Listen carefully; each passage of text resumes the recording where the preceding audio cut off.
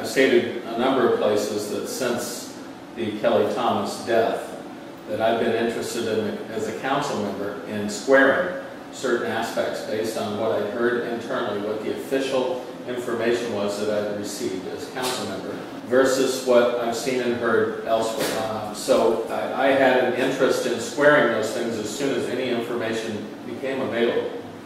It became available when the district attorney gave his graphic description of the altercation. So the seminal moment for you in recognizing that maybe you had not been dealt with in a completely forthcoming fashion was that actual press conference that Rackauckus did?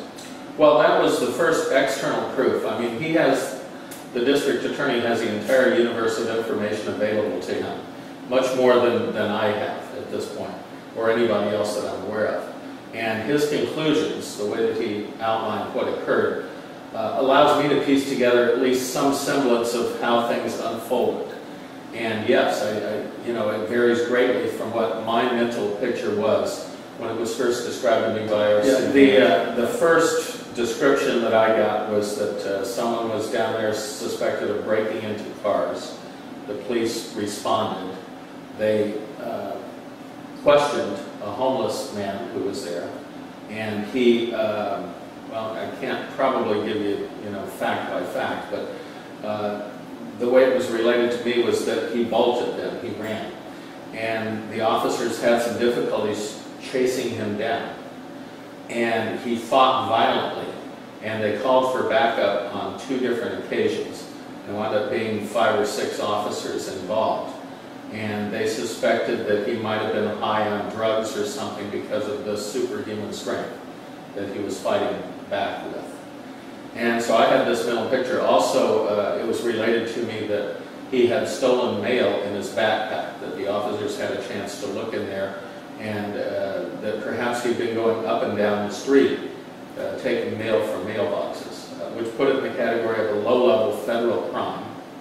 And then, the question of whether or not he was high on something. And this notion that they had to chase him down, it was difficult to chase him down and then to subdue him.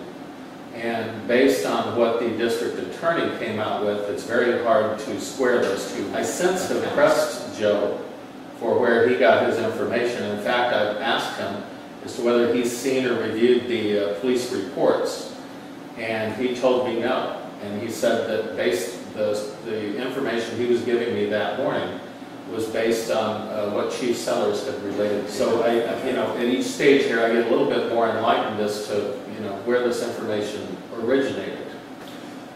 But you had made an assertion that you at least were concerned that there had actually been, at some level, be it whether it reaches the level of an actual criminal level of cover-up or just an ethical, moral level of cover-up, it's tough to distinguish those, that you had not been told the knowable whole story.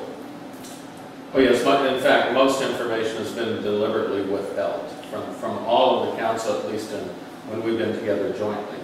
So yes, I'm not in possession of all the information, other than, there are some film and audio accounts that have been out there. It's an unusual situation when you're on the council and you're being told, first of all, the job requires that you be in the know, that you kind of be on top of things and understand and have information, because people see you as a source of information, of a lot, and reassurance, and at least some sense that you have your arms around an issue, around a problem.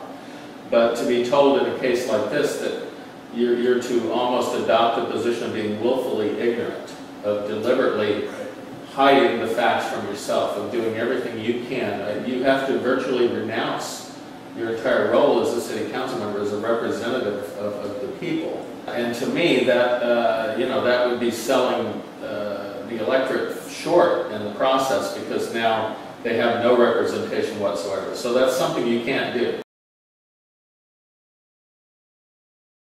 The attorney makes his case that, look, if we open our mouths at all, we're going to expand the ways in which we can put ourselves at risk for liability. And my reaction to that is, well, okay, that's part of the story, But the other part of the story is leadership.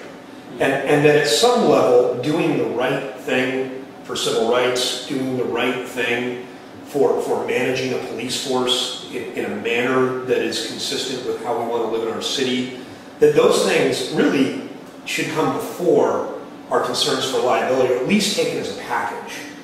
Do you have any thoughts on that? Oh yeah, and I think you hit on the key word there when you said leadership. Because you have to weigh everything. You have to weigh the relative priority of things. You can't be on a city council and operate risk-free. Virtually everything you do can create a risk. In a case like this, to try to stake out a path of zero risk means that you have to deny all the other aspects of the job and deny any semblance of leadership. That lack of leadership contributes to a crisis. Yeah, to amplifying a crisis, because people look to leaders in a time of crisis to try to get that information they need to be able to understand how to appropriately react to what's going on. So if you create a vacuum of leadership for an extended period of time, in my opinion, you're abrogating some of the core responsibilities you have as a city council member. So yes, I took the legal advice and evaluated it, and understanding also that even the source of that information is not perfect, and you know, the law firm that provides legal services for the city also specializes in defense of law enforcement officers.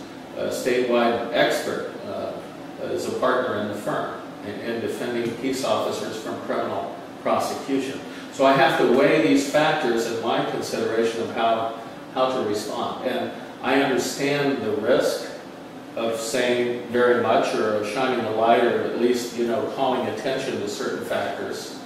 But I do believe that I've been very cautious in how I've approached it. That would be to really overreact to say, well, there's a risk here, so I can't go anywhere or do anything. I reject that. I have to reject that, because I know that the public that I serve wants more than that. They expect more than that. And that I would contribute to that vacuum of leadership if I didn't move forward. So there are forces working against each other, but I think it's important to find a balance, to try to strike a balance. There were also other assertions made in closed session that I'm aware of, that I'm not at liberty to disclose fully, that were disproven by the medical reports that came out and by the district attorney's presentation. So there are even additional areas which aren't sinking on this that I, you know, in the absence of all the evidence, which at this point we've been denied, and we've been denied that in part perhaps to Councilman Baghead's support or decision to not request that we be allowed to view the surveillance video. So I think it's interesting that was Bankhead's request? Well, it's a majority of council. I mean, there was one other council member and myself that demanded of the city manager to see that surveillance video. So there was an actual vote? No. No, it was a private meeting. Two of us, we made the demand that we want to see the surveillance video. You know, the original... Could they legally show that to you now, in your opinion? Well, yes. I mean, there have been employees of the city who have seen that. Now, Mr. Janako is not an employee of the city. What possible reason could there be for the city to not show a duly elected council person a city-owned video? What possible reason could there be? Well, they put up the excuses about polluting an investigation, and now perhaps somehow... But you're not a witness. Right. Or somehow affecting a trial, but I'm not a juror in that trial. And there's been the excuse that somehow when we sit in final judgment of officers as far as employment actions to be taken, that we are a kind of juror. But, you know, nothing is going to change on that tape, on that surveillance video. Whatever is there is there. And it could be subject to different interpretation. But certainly we have closed session.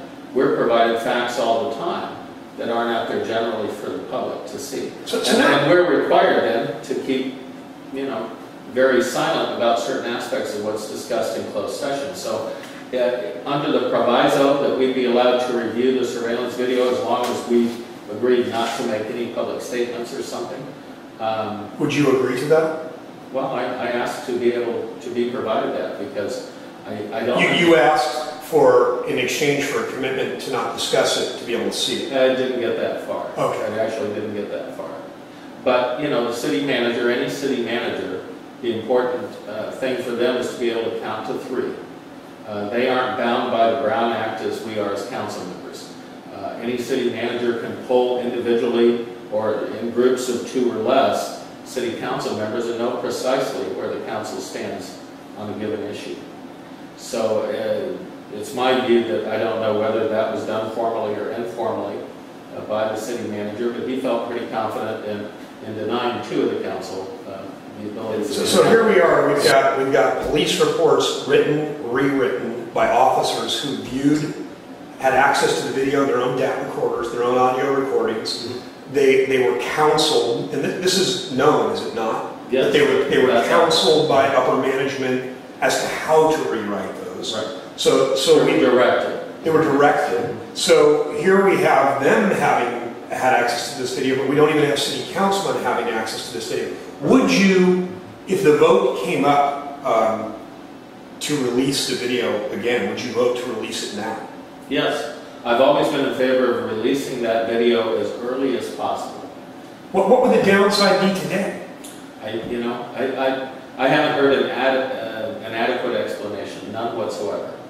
Because again, this is going, whatever is on that surveillance video is going to be spun whatever direction people who are either defending or prosecuting the case are going to attempt to do.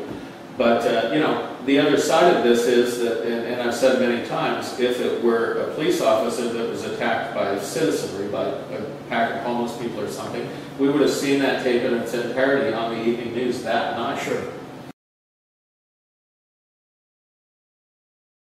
Had that been released early, it would have narrowed down the issues that we're dealing with very rapidly. It would have reduced the cost and the time and the scope and even maybe the emotional angst of this time frame and of a long-running investigation and lots of witnesses and things like that. So in any other situation, how is less information preferable to more information?